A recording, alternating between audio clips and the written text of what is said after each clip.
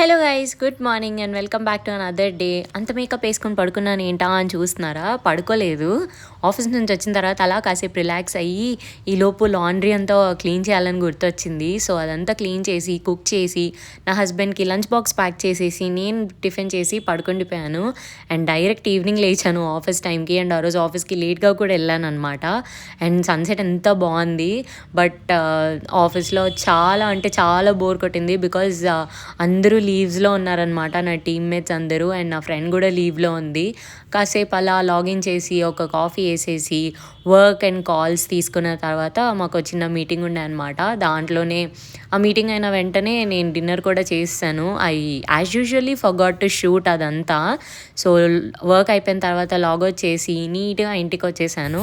And then కాసేపు rest తీసుకున్న తర్వాత నా husband lunch box preparation start చేసా.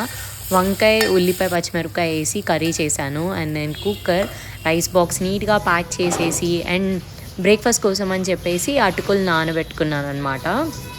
నా హస్బెండ్కి పోహా అంటే చాలా ఇష్టం.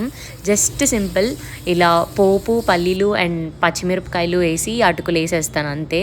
లంచ్ బాక్స్ ప్యాక్ చేసేసి కిచెన్ క్లీన్ చేసుకొని అండ్ కొంచెం లాండ్రీ ఉంటే అది కూడా ఫినిష్ చేసేసుకొని I ended my day. That's it for today guys. Thank you for watching. See you in the next day.